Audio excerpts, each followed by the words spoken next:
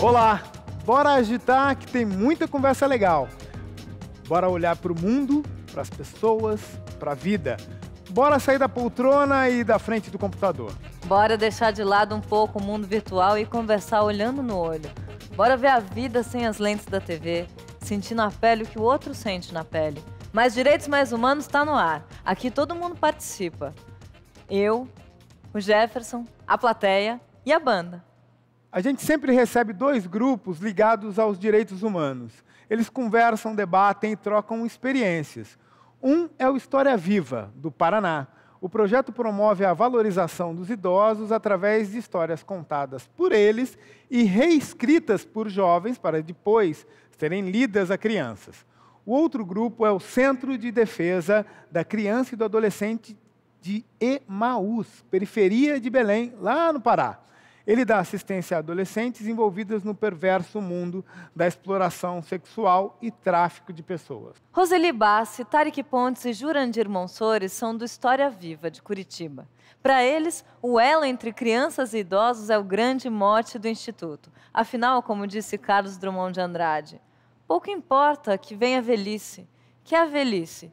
Teu ombro suporta o mundo e ele não pesa mais que a mão de uma criança.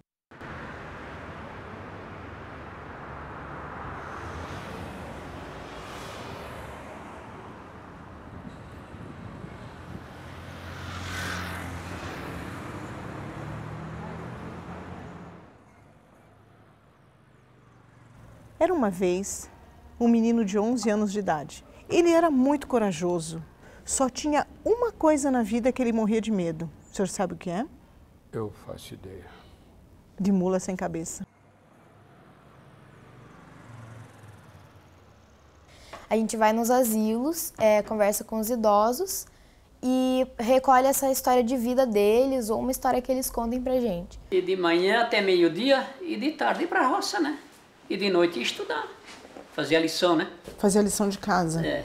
Estava ele uma bela noite de lua cheia, caminhando por entre aqueles matos que ficam na encruzilhada da sua casa, quando ele viu algo se movendo ao lado dele. Só pode contar quem realmente ouviu, porque escutar, todos nós sabemos que é uma coisa, ouvir é outra. Ao ouvir, a pessoa de verdade apreende, porque ela não quer perder nenhum detalhe daquilo. A gente transforma essas histórias num conto de fada, numa poesia, numa música. E a gente vai contar para as crianças, tanto em hospitais como em casas-lares. Batam palmas, minha gente, batam palmas outra vez. Batam palmas bem contente, vou contar, era uma vez. Era uma vez um menino que tinha 11 anos de idade. Faz eles se sentirem melhor até, não fazendo eles só se lembrarem, eu tô aqui, né, eu tô aqui mal, eu tô aqui às vezes sofrendo, mas trazer alegria para eles. O que era aquilo? Era um cavalo? É a mula sem cabeça! Ele saiu correndo para casa, mas ele correu tanto. Quando chegou em casa, ele levou uns 10 minutos para conseguir voltar a respirar direito e contar o que estava acontecendo. Quando ele finalmente estava calminho, a mãe deu uma água com açúcar para ele. Pai, eu vi a mula sem cabeça. As crianças fazem uma arte para o idoso. E esse desenho agora, você sabe para onde ele vai? Pro senhorzinho. Senhor, o que você acha disso? Legal. Legal, você deixou um recado para ele ali, o que você escreveu? Com carinho. E esse menino cresceu. Cresceu, ficou grande e nunca para de crescer.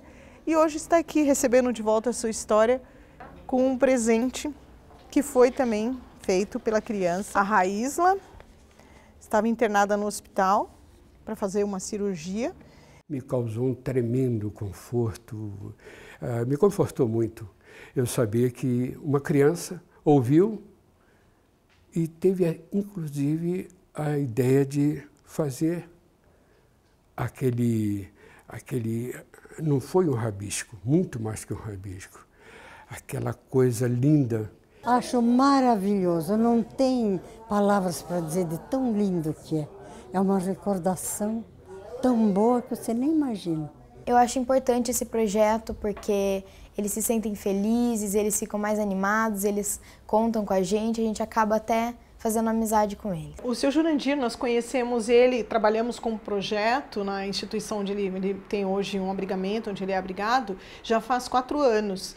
E quando nós chegamos na instituição, a própria postura física dele era de uma pessoa muito deprimida, com uma autoestima muito baixa. Mas quando nós chegamos com o projeto e passamos a atuar ativamente com ele, nós percebemos uma transformação muito significativa.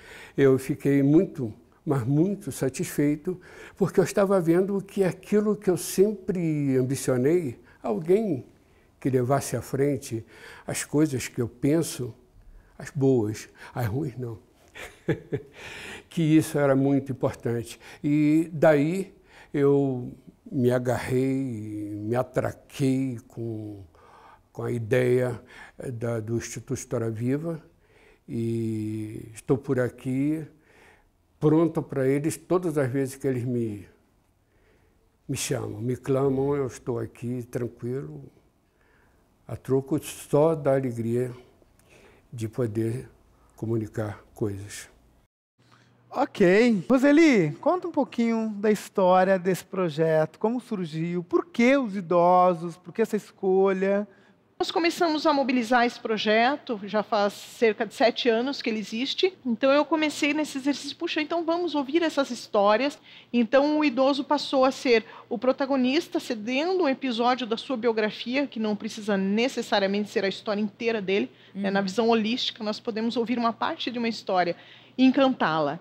E depois contar para uma criança que, com sua visão de pureza, ela pode traduzir aquele episódio numa arte e despertar valores, criatividades dela que ela também nem reconhecia e devolver para esse idoso. Então nós pensamos em fazer esse ciclo, né, nesse exercício.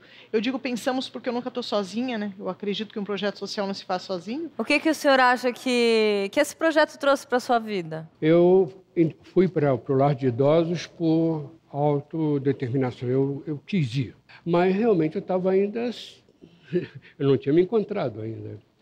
A Roseli, com a pequena equipe na ocasião, que agora é grande, né? Ela me fez ver que o negócio funcionava.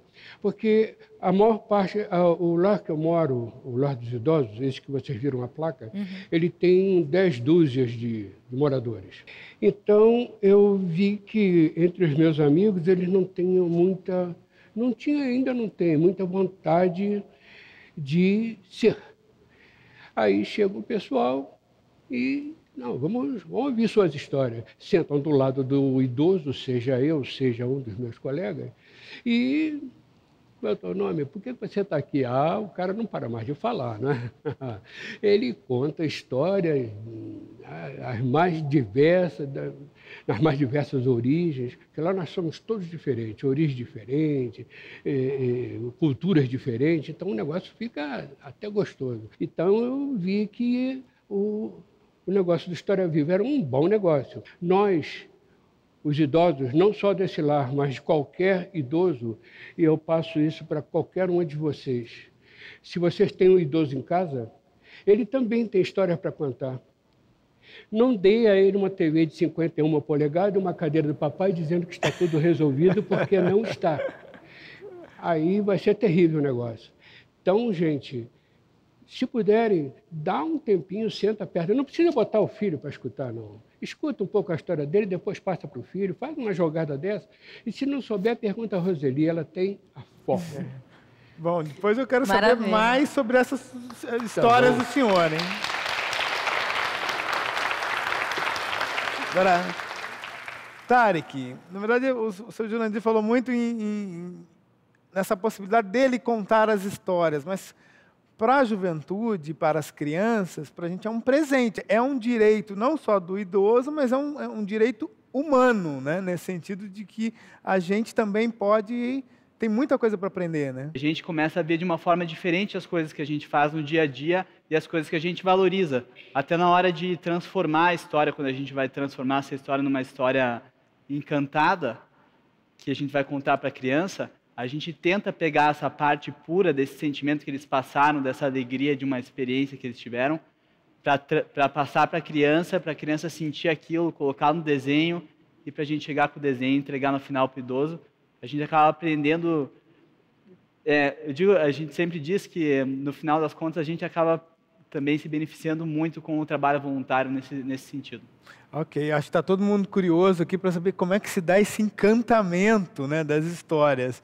Mas antes disso, eu queria lembrar aqui que a Cleice do Socorro Abreu, a Ana Celina Bentes Ramoy, a Alessandra Cordovil da Luz são do Belém do Pará. E o projeto Trilhas, do Centro de Defesa da Criança e do Adolescente, oferece atendimento social, psicológico e profissionalizantes a adolescentes envolvidas em situação de exploração sexual e na rede de tráfico de pessoas. A gente vai conhecer agora um pouco mais dessa história.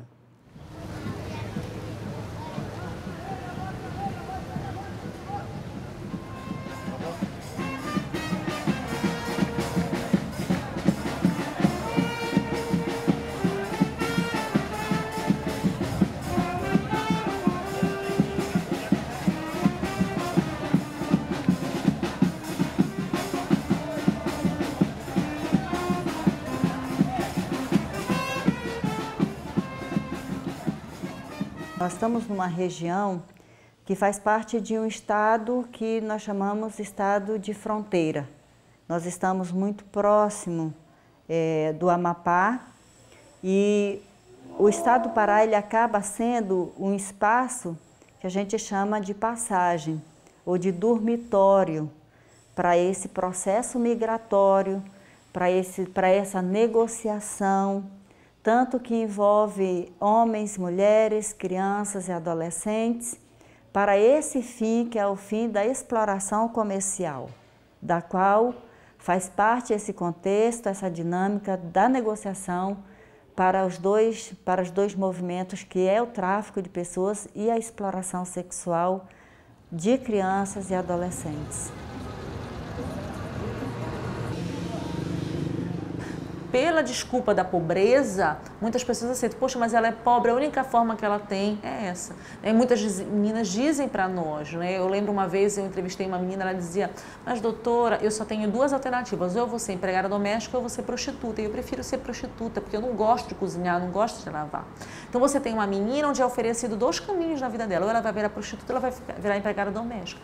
E dois caminhos de exploração, muitas vezes. Ou ela vai ser explorada de uma forma, ou vai ser explorada de outra. Então você tem uma sociedade que não oferece oportunidade para essa menina ter condições de se desenvolver, ser incluída socialmente, ter políticas de empregabilidade, de inclusão digital, enfim, que possibilitem o seu desenvolvimento.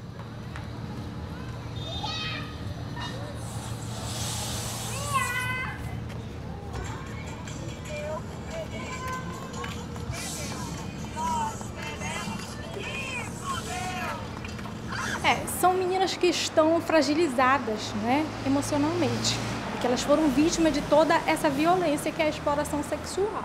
Né? Se elas não foram vítimas da própria violência, mas são vítimas de todas as circunstâncias que elas vivenciam e que as deixa vulnerável a essa situação de exploração. Elas não têm autoestima, né? Elas não têm perspectiva de vida, né? Elas apresentam comportamento muito introspectivo, né? Ou seja, elas estão com o seu estado, com o seu pessoal, lado emocional, muito abalado, muito fragilizado.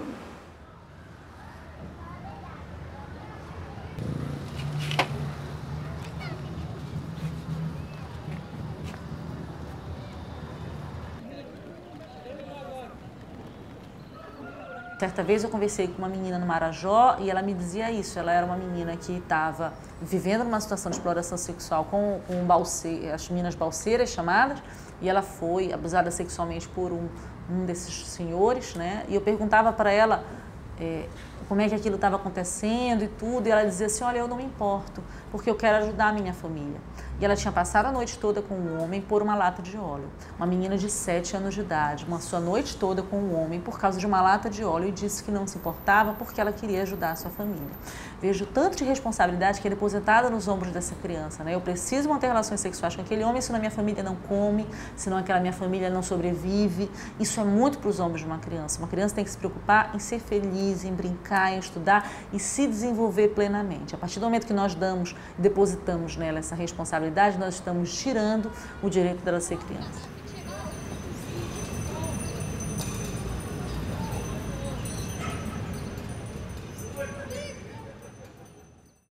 Cleice, oi. Faz um quadro para a gente entender atualmente qual que é a situação de exploração das crianças e adolescentes no estado do Pará. É muito sério, porque as pessoas acham que, quando se fala em exploração sexual no Brasil, pensa-se nos interiores do Pará, em Belém do Pará. A gente tem sido foco, né, nacional. A gente tem realmente a situação dos ribeirinhos nos nossos interiores, e o que a moça fala muito bem é que existe uma responsabilidade de que essas crianças e adolescentes elas sejam responsáveis, às vezes, pela alimentação por conta da pobreza, mesmo do estado de pobreza. O SEDEC ele trabalha numa perspectiva da intervenção judicial. E é importante a gente perceber de como essas meninas vítimas são, na verdade, revitimizadas dentro de um processo, são até muitas vezes responsabilizadas por esses atos. Nós temos decisões do estado do Pará em que o juiz chegou a afirmar que não existem crianças de 8 e 9 anos, hoje existem mulheres de 8 e 9 anos. Então é nesse perfil machista, discriminador, que a gente trabalha ainda dentro da justiça. E é isso que a gente precisa discutir. Nós precisamos ter um judiciário que perceba isso dentro de um contexto de violação de direitos humanos. Prostituição infantil ou exploração sexual? Por que a Cleice usou exploração sexual e não prostituição infantil? É importante a gente perceber, primeiro, que isso é uma questão de gênero. E quando se envolvem crianças e adolescentes nesse problema, sempre há um preconceito muito forte de que essas meninas estão na exploração sexual porque querem. Essa é a primeira afirmação. Depois, que elas que provocam os aliciadores.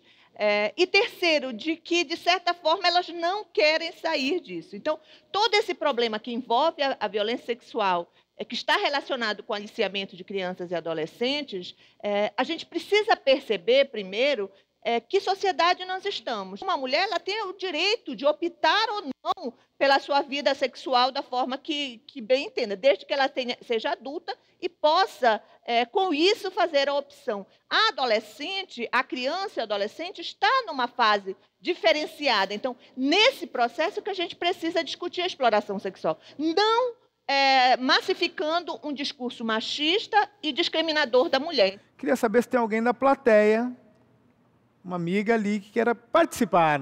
Vocês percebem que essa exploração sexual é um ciclo familiar, né? Se existe uma tendência, a mãe, a avó sofreram, a tia, a prima, e essas meninas que vocês atendem também, por consequência desse ciclo histórico, acabam sofrendo também, existe essa tendência. E se vocês fazem algum tipo de trabalho com as famílias, com a figura feminina nessas famílias.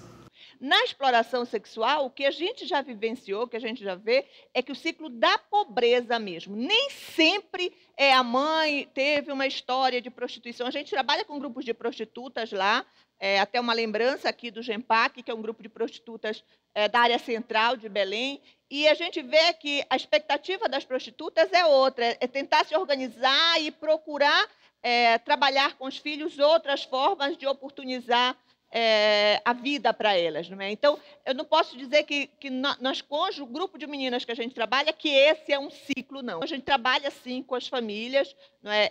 Infelizmente, a gente não pode trazer muitas imagens por causa da exposição das famílias e das meninas no trabalho que se faz. Mas é importante o envolvimento da família, principalmente porque a gente tem muito a imagem da família perfeita, né? Aquela mãe que sempre protege, aquele pai que sempre protege. Geralmente o pai não está presente e nem sempre é assim. Existe, sim, histórias de que a mãe acaba incentivando por uma questão de necessidade, de pobreza e pela vivência que se tem. Eu acho que tem mais gente aqui na plateia que quer falar. Tem?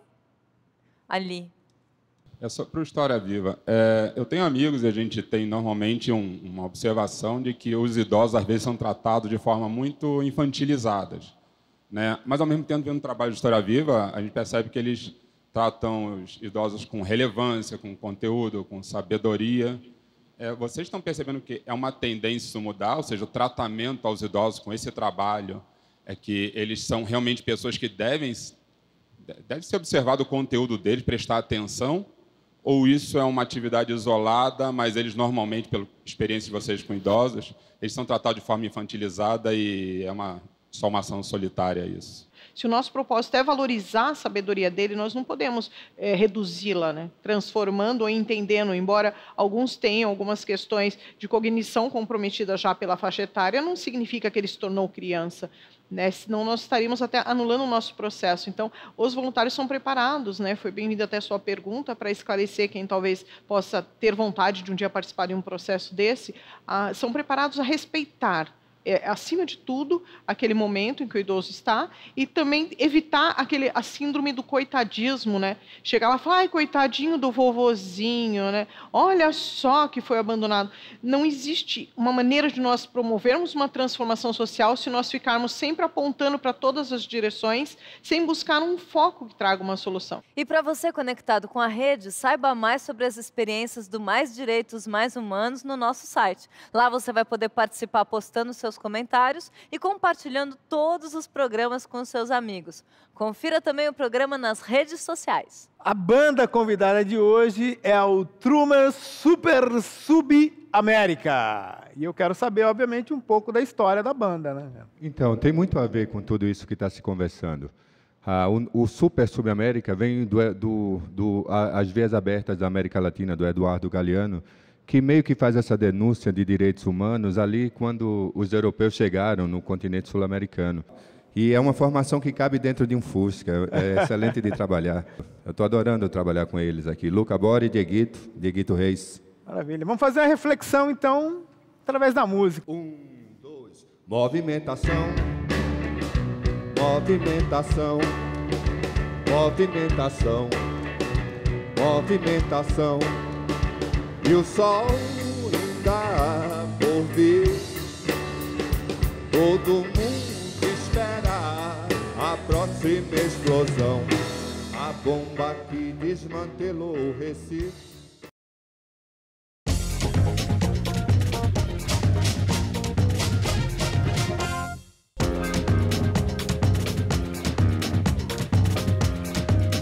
Como a gente já falou aqui, não custa lembrar.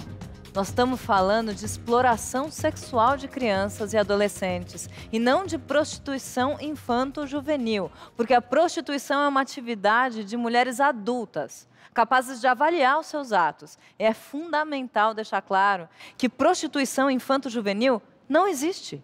O que existe é a exploração dessas meninas. Adolescentes e crianças em situação de vulnerabilidade são envolvidas em redes de exploração sexual e abusadas sem qualquer poder de decisão. Elas ainda estão em formação e, por isso, não podem ser responsabilizadas por suas ações. São considerados exploradores tanto o cliente que paga pelos serviços sexuais, quanto os intermediários que, de alguma forma, induzem, facilitam ou obrigam crianças e adolescentes a tais atos. Vamos lá para Belém, continuar conhecendo um pouco dessa história.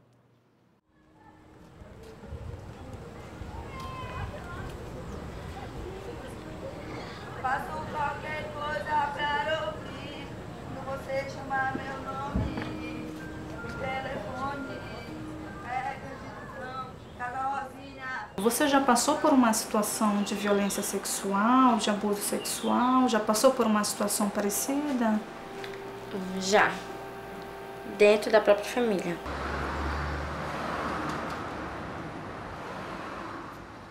O Projeto Trilhas, ele desenvolve ações que busca reunir alguns atores, né, importantes para se formar uma rede de enfrentamento à violência sexual de crianças e adolescentes e assim fazer com que as adolescentes possam ter condições de escolaridade, de capacitação profissionais adequadas, de acordo com o seu direito e ainda processos formativos para direitos humanos, ajudando, junto com outros adolescentes, o enfrentamento à violência sexual e o tráfico de pessoas. As meninas, as violações que chegam aqui no centro, elas são muito mais vítimas dos crimes sexuais e da exploração no trabalho doméstico. Quase a gente não recebe denúncias relacionadas a meninos, no trabalho doméstico principalmente, e algumas situações mais pontuais na situação da exploração sexual.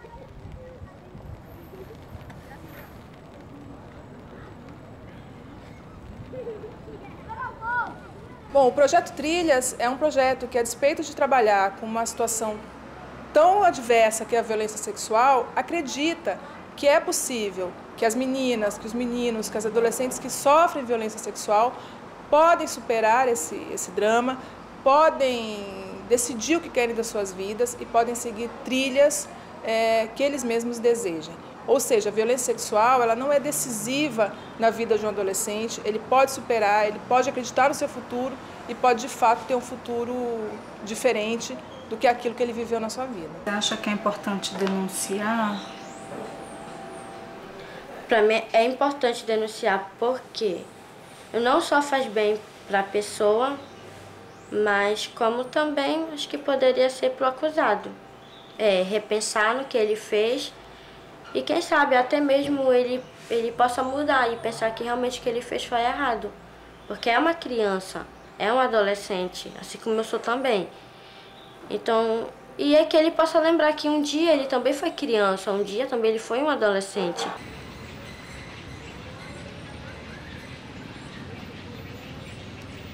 Como é que você se sente hoje diante disso?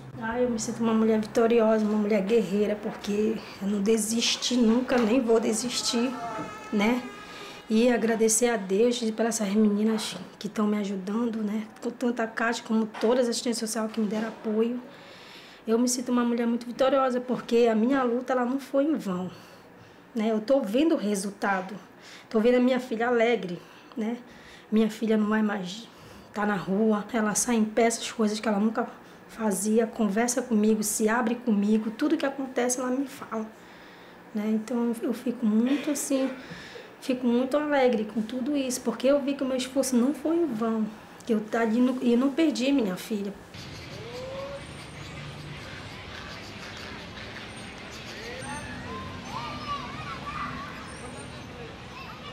Alessandra, diz para mim por que é importante que as adolescentes conheçam o seu direito através da formação cidadã?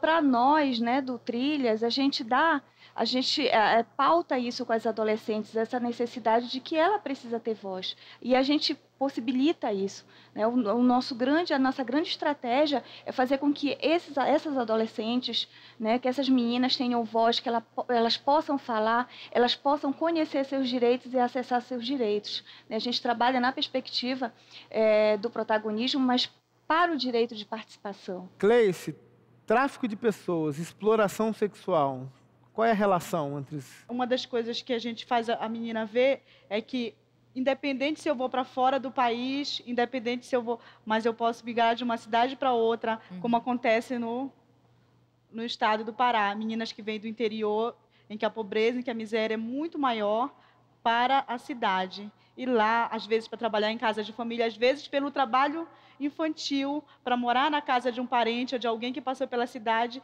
e lá essa menina acaba indo para questão da exploração. E essa ali no Pará tem essa particularidade por estar muito próximo da fronteira, né? Isso.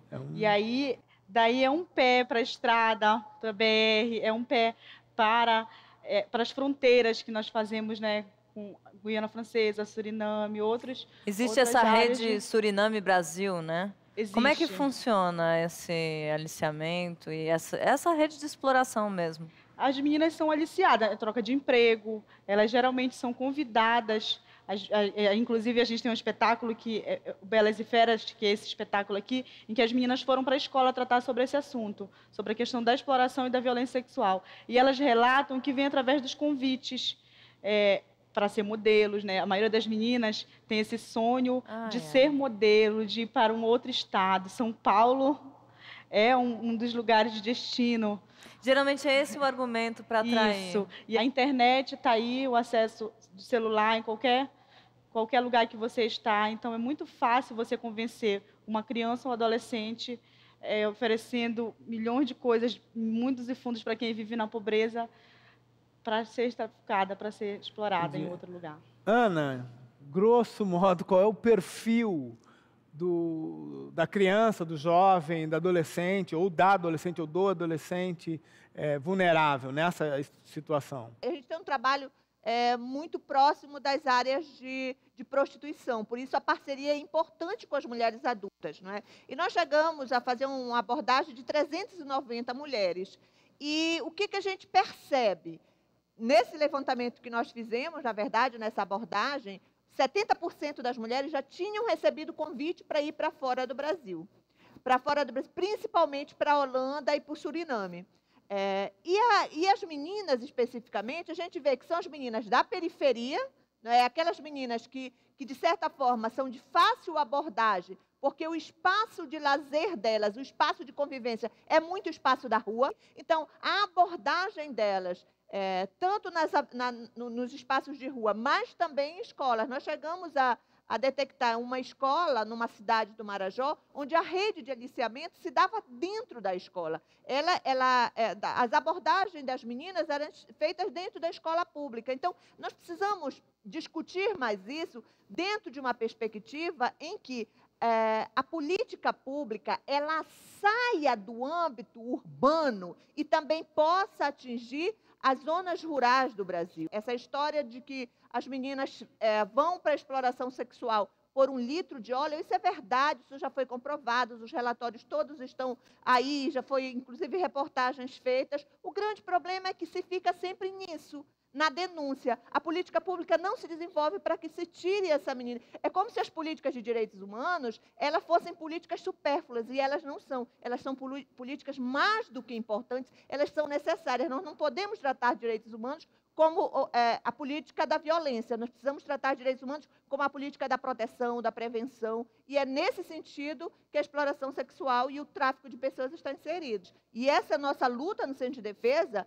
justamente para que o Estado perceba que ele é o agente violador. Não é aquele aliciador meramente, é muito mais o Estado do que o aliciador. O aliciador, ele é sim um agressor, mas o Estado agride muito mais quando ele não possibilita a saída da menina dessa situação. Segundo a Secretaria de Direitos Humanos, em 2013 foram denunciados 33 mil casos de exploração sexual infanto-juvenil em todo o Brasil.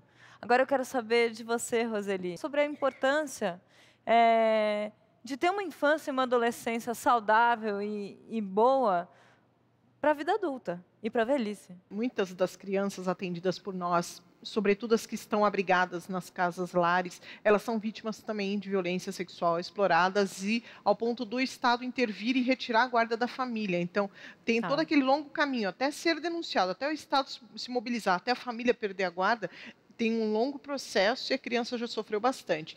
Então, no contato dos próprios voluntários, a gente tem essa preparação do voluntário que vai entrar em contato com essas crianças, né?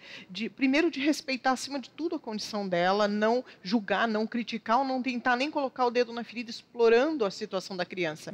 E sim trazer, mesmo dentro daquele cenário complexo, uma condição da criança enxergar uma luz no fim do túnel, nem que seja através de uma história inspiradora de um idoso. Então, ela pode olhar que, embora aquela plantinha possa ter sido pisoteada, existe a possibilidade de nascer um novo broto. Porque existe uma semente ali que pulsa, que vibra e tem um chamado para a vida, para a alegria, para a felicidade, como toda criança pode ter. E eu costumo até ouvir essa pergunta de crianças, meninos e meninas, mas é possível eu fazer uma faculdade, me formar e ser alguém na vida, mesmo com tudo isso?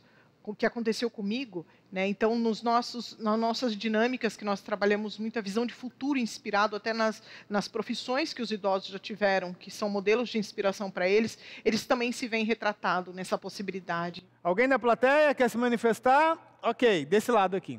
Queria saber das meninas abaixo de 14 anos envolvidas na exploração sexual. A gente não tem um dado oficial único. Nós temos vários dados, né, indicadores aí dos parceiros com quem a gente trabalha. Mas esses dados que chegam até nós são dados que demonstram que a maioria são meninas, né? Então, as mulheres são o alvo da violência sexual, né, dessa violência também intrafamiliar, que é muito comum lá no nosso estado também. Então, a maioria, né, o percentual maior, são de meninas, né, adolescentes e crianças. A banda convidada de hoje, Trumer Super Subamérica.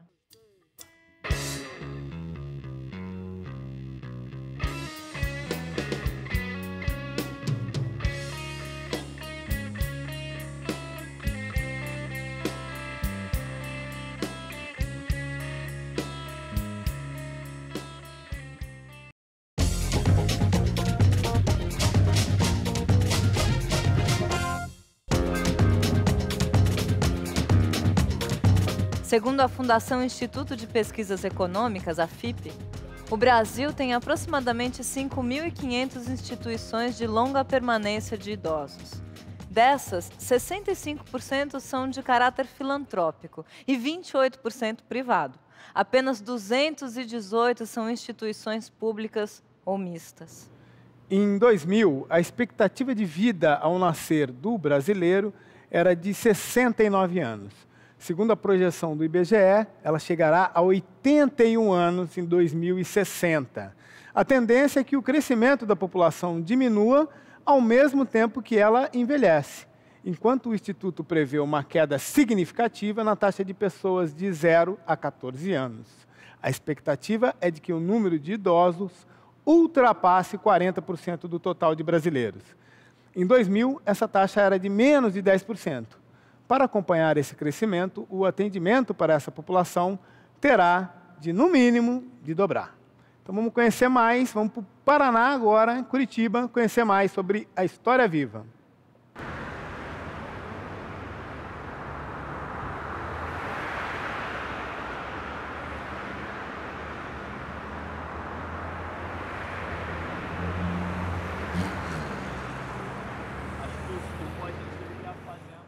Desde 94, há uma lei dizendo que o Brasil precisaria se preocupar para criar estrutura de atendimento à população idosa. Hoje nós temos perto de quase 25 milhões de idosos no país. E aí as políticas públicas não têm acompanhado esse crescimento da população idosa. Então é preocupante no sentido que nós estamos caminhando para uma população idosa de 25% do total da população até 2050. Ou seja, 1/4 da população brasileira vai ser idosa. Hoje, só para ter uma ideia, o Brasil conta com 34 mil idosos com mais de 100 anos. Quando aquele que hoje é idoso teve um berço complicado, teve uma início de edição de vida complicada, ele é complicado. E aí torna-se incompreensível. Ele não consegue se fazer compreender. Consequentemente, ele se encaramuja. Nós não vamos transformar o quadro de isolamento da população idosa que nós vivenciamos hoje, a negação da velhice, a valorização só do que é jovem e belo, se nós não mexermos nas mentes e nos corações das nossas crianças. Todo mundo fica bem surpreso pela minha idade, todo mundo sempre pergunta quantos anos eu tenho, mas eu acho legal eles saberem assim que eu sou jovem, que eu estou fazendo trabalho voluntário, porque o que eu procuro mesmo é incentivar os outros jovens, sempre na escola, os amigos, virem fazer o trabalho voluntário desde cedo. Acho que é muito importante, porque a adolescência é um momento que a gente pode escolher um caminho certo, um caminho errado para a vida, e eu acho que começando o voluntariado é uma maneira muito boa de começar a vida. Eu acho que o trabalho voluntário traz essa parte que você se doa, você doa o seu amor, o seu tempo, para transformar a realidade da pessoa naquele dia. E que aquele dia pode fazer diferença para a vida dela. É preciso que muito mais projetos aconteçam nesse sentido, para que a gente comece a reverter e aceitar o envelhecimento como um processo natural de vida e que ele precisa ser vivido com dignidade. Até os 80, até os 120, como é o nosso código, né, biológico aí, com dignidade e feliz. né? Junto com as outras pessoas, junto com a família, junto com as outras idades. Roseli, qual que é a tua percepção a respeito da situação dos idosos das casas de longa permanência, das instituições de longa permanência aqui no Brasil hoje? O meu panorama hoje é que tem muitos idosos abrigados em instituição como se fosse um depósito, né? Que até o conceito de asilo no início do século surgiu nesse sentido. Vamos limpar as ruas, abrigar as pessoas num depósito. Mas existem outros pontos, outros focos que estão já se transformando e tomando consciência disso. São aqueles onde as pessoas conseguem ter uma visão mais positiva, conseguem fazer esse envelhecimento saudável, e a intervenção e o papel da sociedade é extremamente significativo, né? O Sr. Jurandir não é meu pai, não é meu avô, os idosos que estão ali não são meus pais, meus avós, mas eu tenho uma responsabilidade com eles. Eu acredito que quando a sociedade assume o seu papel efetivo de transformador, para só de esperar que o Estado faça, para de esperar que alguém faça, para de esperar que o seu imposto pago seja o pagamento pelo trabalho que deveria ser feito. Ok, se fosse perfeito, se fosse o mundo ideal, mas não é. Tarek, como garantir uma velhice com dignidade? As histórias têm uma parte muito importante nessa qualidade de vida, nesse direito de ser feliz. E eles contando as histórias, eles ressignificam a própria vida, porque tem alguém ali para ouvir. Seu Jurandir, é comum a pessoa idosa se sentir isolada na sociedade? E se é comum, por que o senhor acha que acontece isso? Vamos lá. Você falou Instituição de Longa Permanência. É uma sigla, ILPI, ILPI. Essa sigla foi uma conquista. Foi uma conquista porque antigamente era abrigo. Antigamente era asilo. A palavra asilo eu falei com toda essa inflexão porque o asilo, tanto que quando eu me propus a ir morar no Lar dos Idosos do Ricardo Tarumã, o meu filho, pai, para com isso, você num asilo. Me cantaram aqui que o seu filho está aqui na plateia. Está. Então quero perguntar para o Pedro. Pedro, você lembra desse dia? Como é que foi a sua reação? Porque imagino que isso não seja muito comum, né? Sem dúvida, sem dúvida. Quando ele tomou essa decisão, teve esse choque, de fato. Para meu irmão, mais ainda, ele ficou beirando a revolta. Até porque iam falar mal da gente, abandonando o pai. Sim. Mas a presença dele, assim, e no momento que a gente viu a instituição, a gente considerou um diferencial. Até hoje a gente não sabe se é uma questão de Curitiba ou é uma questão de sorte. Mas realmente o ambiente é amplo, é organizado, é limpo e tem profissionais lá atenciosos. Então, realmente, a gente falou, não, fato, companhia, que a gente não tinha condição de estar presente sempre, então ele ganhou a companhia, ele ganhou a força de ser mais relevante do que ele é em relação aos amigos. Lá tem um salão de jogos onde ele adora jogar sinuca, então se achou muito com os iguais dele, iguais em alto nível, né? Melhores que nós, que entendiam um ao outro, então, fantástico.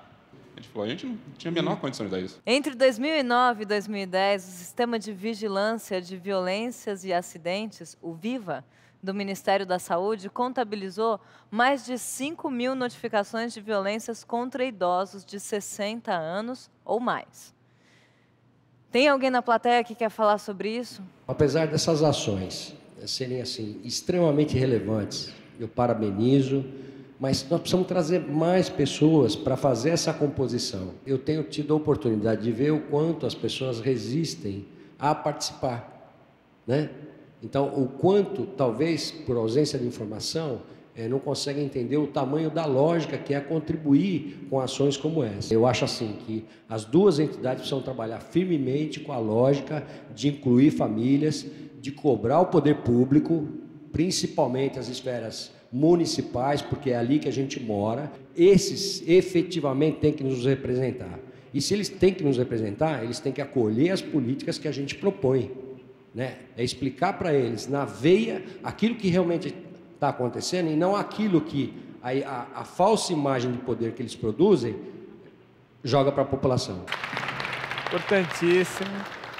Mas eu queria saber, o fato do idoso e da criança, entre aspas, não gerar renda, agrava mais o preconceito? A gente vive numa sociedade de mercado, a gente não pode esquecer disso. Então, o mais importante é a gente perceber que existe o preconceito, ele advém principalmente da gente achar que o idoso é algo que se torna incapaz. E a criança é incapaz pela relação de poder que se impõe a ela e ao idoso, porque, segundo esse preconceito, ele já encerrou a sua fase produtiva, não contribui mais com a sociedade. E ainda tem o outro lado das pessoas que exploram também a aposentadoria desse idoso. Era isso que eu ia colocar, que na verdade... Tá dentro da família, né? O idoso se torna, muitas vezes, isso, os dados reportam muito, um provedor daquela família. E ele passa a ser somente o provedor. Né? Todo esse contexto histórico e atual da nossa sociedade, ela é marcada pela sociedade que nós temos, que é uma sociedade de mercado, é uma sociedade que privilegia muito mais as orientações, só presta aquilo que é bom para o mercado. Quem deixa de ser bom para o mercado é inútil dentro da sociedade que se produz. Depois desse debate caloroso aqui, com muitas informações, queria ouvir vocês, uma reflexão a esse respeito. Precisamos nós tentar criar uma mudança. Precisamos nos unir, nos organizar e buscar e criar até soluções, porque as soluções não são fáceis de encontrar. Vamos ouvir um pouco mais de Trumer Super Subamérica e a gente vai para o intervalo.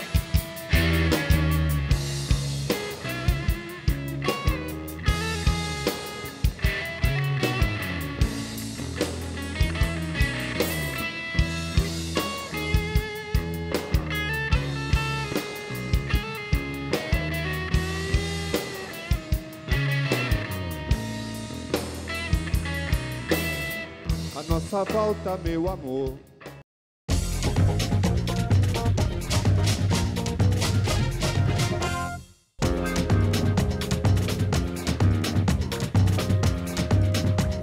Exploração sexual de menores, tráfico de pessoas e a situação dos idosos no Brasil. Esses são os temas do nosso programa de hoje. A concretização dos direitos humanos passa por todas as faixas etárias e é preciso denunciar, gritar e espernear contra as situações que agridem a integridade física e moral das pessoas. Ser cidadão é estar sempre ligado no que está errado, pronto para lutar contra qualquer coisa que impeça a liberdade das pessoas. Nesse bloco do programa, a gente tem perguntas e respostas rápidas para os dois grupos. Chama direto e reto. Então, vamos lá. O primeiro direto e reto é: a sociedade esquece muito fácil os idosos? Para você, Roseli. Eu acredito que sim. Esquece muito fácil porque está voltada para os seus problemas pessoais. Quando ela começa a pensar coletivamente, ela passa a efetivamente lutar, colocar em forma de atitude o seu trabalho, a sua vocação. Então, a gente está constantemente esquecendo os nossos idosos. Seu Jurandir, direto e reto. Valorizar a história de cada um é um direito? Um direito absoluto. Deveria ser divulgado, ampliado, transpor fronteiras de Estado e de país. Cleice, direto e reto para você. A voz é uma ferramenta de luta? Com certeza. Acredito que quando a gente começar a denunciar mais, a falar mais sobre esses assuntos, com todo mundo, com todas as idades, inclusive, não é ficar só adulto, conversa de criança, de adulto, de idoso, de todo mundo, tem que ser colocado para fora, tem que ser discutido, por uma questão mesmo de enfrentar e de prevenir. Direto e reto, Ana. Como apagar as marcas da exploração sexual? Com menos legislação penal e com mais política pública. Se a gente achar que o direito penal vai resolver a exploração sexual, com certeza nós não vamos chegar a um enfrentamento definitivo. A gente precisa muito mais de políticas públicas e muito menos de prisão. Outra aqui para esse lado. Agora eu quero você, Alessandra, falando no direto e reto de conscientizar adolescentes e crianças é o suficiente para combater a exploração sexual e o tráfico de pessoas? Não é suficiente, mas é um grande passo. A gente precisa fazer com que essa adolescente conheça quais são os seus direitos e como se defender de qualquer forma de violência. O passo inicial, talvez. Então, o passo inicial, com certeza, para que a gente possa prevenir muitas situações de violação, de tráfico de crianças aí que acontece hoje na nossa sociedade. Jovem Tarek, vale a pena ser idoso? Acho que vale passar por uma transformação, ter uma boa trajetória de vida com qualidade de vida e na hora de ser idoso também, né? ter qualidade de vida, então eu acho que vale a pena, sim, ter história para contar também. Agora tem o nosso direto e reto clássico para a plateia. Depois desse papo que a gente teve aqui, alguma coisa mudou para vocês? Com a participação hoje no programa, eu fiquei sabendo de muita coisa e quero aprender junto com vocês para ajudar também. Aqui, minha amiga aqui. Eu acredito que as duas iniciativas, tanto História Viva quanto a ONG do Pará, elas são bons exemplos de instituições que atuam de uma forma efetiva e não assistencialista, tanto na luta dos direitos das crianças quanto dos idosos. E esse é um grande diferencial, porque eu acredito que a maioria das instituições aqui no Brasil tem esse caráter assistencialista. E é super importante que outras ONGs apresentem um olhar de perspectiva e não de assistencialismo. Então, parabéns para vocês. Mobilização social também é se manifestar na internet. Curta, compartilhe, deixe a sua opinião nas redes sociais. Só os que se arriscam a ir longe demais são capazes de descobrir o quão longe se pode ir.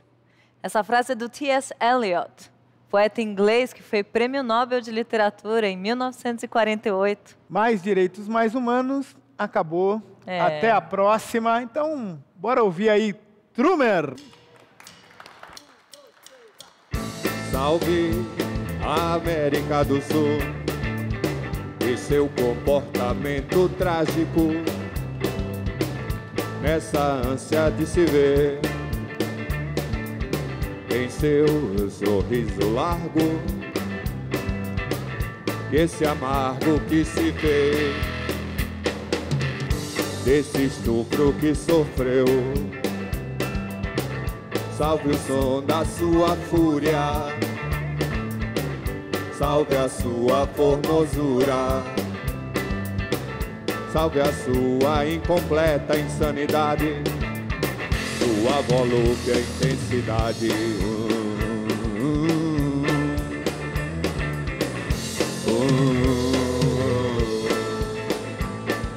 Salve a América do Sul, com seus heróis assassinados, nessa ânsia de se ver